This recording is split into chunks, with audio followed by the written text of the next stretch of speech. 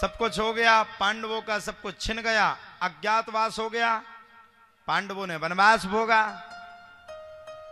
और वनवास और अज्ञातवास भोगने के बाद पांडव अपना अधिकार मंगाने के लिए आए, तो कई विपक्षी लोग जो कौरवों से चिढ़ते थे वो पांडवों के पक्ष में आए और आकर के बोले लड़ लो युद्ध, कमी नहीं रखना युद्ध में, बता देंगे उन्हें, ईंट से ईंट पत्थर से पत्थर का जवाब हो जाएगा।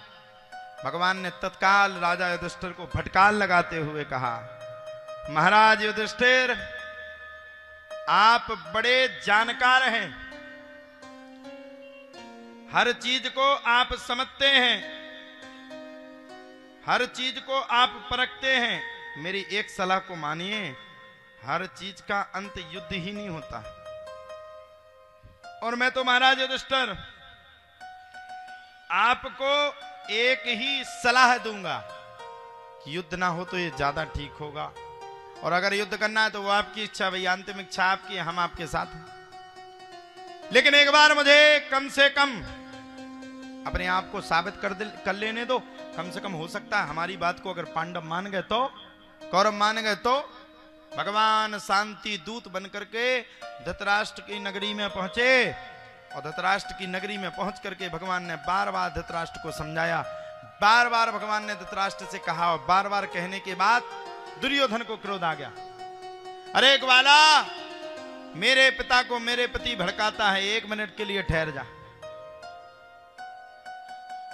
तेरी खैर नहीं छोड़ूंगा, नहीं तुझे 1 मिनट के लिए भी नहीं छोड़ूंगा, ध्यान रखना इस बात को। मेरे पिता को मेरे खिलाफ तू भड़का रहा है, शर्म तो तुझे आती नहीं, हया तो तुझे आती नहीं। भैया बड़ा भयंकर गुस्सा आया, और गुस्सा में आकर के भैया गुस्सा में आकर के दुर्योधन भगवान को खूब डांट फटकार लगाने लगा। अब इसको मैं गिरवी, अब इसको मैं बंधी बना लूंगा, और बंधी बना करके अपने बंधी गृह में रखूंगा। भगवान बोले देव तेरे का हमें बंदी बना रहे तुम, हमारा तो जन्म ही मां के गर्भ में बंधन ही से हुआ था, और मैं भगवान हूं। भगवान वही कहलाता है जो दुनिया के बंधन को तोड़ करके ईश्वर की कृपा में जुड़ जाए। अब भैया तुम मुझे क्या बंधी बनाओ? भगवान के साथ जो चरण सेवक था उसने अपनी तलवार को निकाला, बनाओ बंधी, मेरे भगवान को बना रहे हो। भगवान ने तुरंत रोक दिया, ठहर जाओ, मेरे लिए नहीं है, जे किसी दूसरे के लिए क्या करेंगे, पर्याप्त नहीं है। भगवान बोले बंधी बनाओगे? बोले बिल्कुल। बोले क्लियर बात है? बोले हाँ बिल्कुल क्लियर, बंधी बना करके मानेंगे। भगवान बोले कोई बात नहीं, आ जाओ दुर्योधन, मुझे बना लो बंदी। क्रोध आया, क्रोध की अवस्था में आकर के भगवान श्री कृष्ण ने चतुर्भुज रूप को धारण किया, और चतुर्भुज रूप को धारण करके भगवान श्री कृष्ण को अत्यंत क्रोध आया। क्रोध की अवस्था में आकर के भगवान श्री कृष्ण ने बड़े प्रेम के साथ चतुर्भुज रूप धारण कर लिया। आप तो कौरव भगवान के लिए भागे, लेकिन भगवान ने कौरवों को छोड़ दिया, और कौरव साफ उठ उठ करके गिर पड़े, भगवान की शरण में आ गए। अंत में भगवान शांत हुए, और शांति के साथ नगर को छोड़ करके विदुर जी के घर में जाने लगे।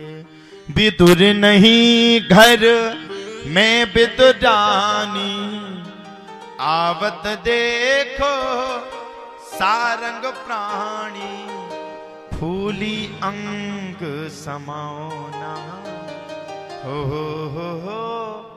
फूली अंग समाओना।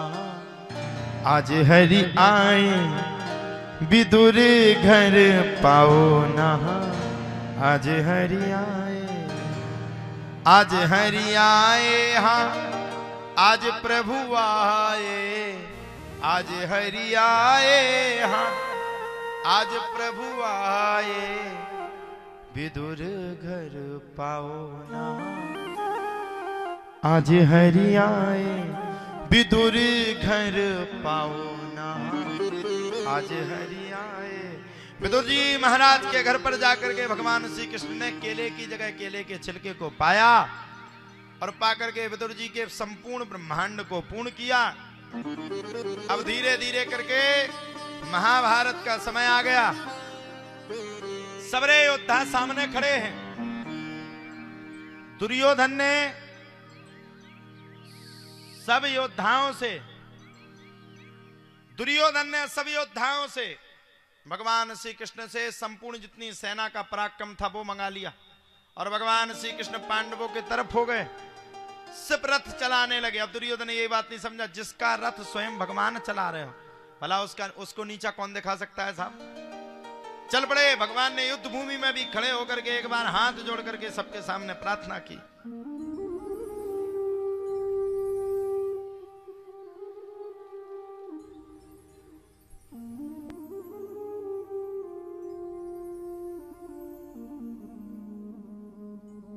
जोर से बोलना पड़ेगा।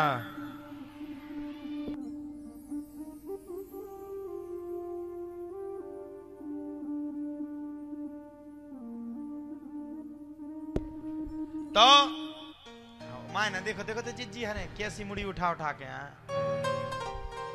कथा सुनो।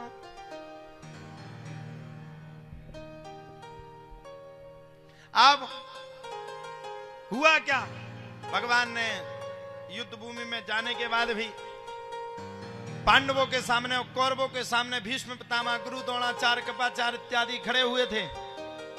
सबके सामने भगवान ने हाथ जोड़े, गुरुदेव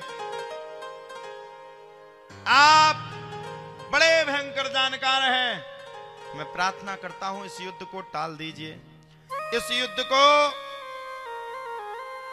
सदा सदा के लिए दूर कर दीजिए। जब युद्ध को दूर करने की बात कही तब किसी ने बात नहीं मानी। फिर तो महाराज इतना भयंकर युद्ध हुआ, इतना भयंकर युद्ध हुआ जिसकी कोई सीमा नहीं हुई। अंत में कौरव सब हार गए और पांडवों की जीत हुई। भीष्म पितामह बाणों की सैया पर लेटे हुए थे। भगवान ने भीष्म पितामह को भी तारने का काम किया। भीष्म पितामह ने अपनी पुत्री को भी भगवान के चरणों में अर्पित किया। बताओ, भीष्म पितामह का तो ब्याह ही नहीं हुआ था, वह पुत्री कहां से आए। कहा गया है इति मति जोप कल पिता वितेष्णा भगवती सात्वत पुंगवे विभूनि स्वसुख मुपगते क्वचित विहुर तुम प्रकृति मुपेयुषि यद भव प्रवाह। मति रूपी पुत्री को भगवान के चरणों में दिया, भगवान ने उद्धार किया। कृष्ण कथा को कहने का वह सीधा सीधा शब्द का अर्थ यह है, भगवान श्री कृष्ण से आपने क्या सीखा। जो जैसा व्यक्ति हो उसको उसके साथ हमें ढल जाना चाहिए, लेकिन कभी हमें अपने धर्म के मार्ग को नहीं छोड़ना चाहिए। बोलो कृष्ण कन्हैया लाल की जय, भागवत महापुराण की जय, अपने अपने माता पिता की जय। जय जय श्री सीताराम।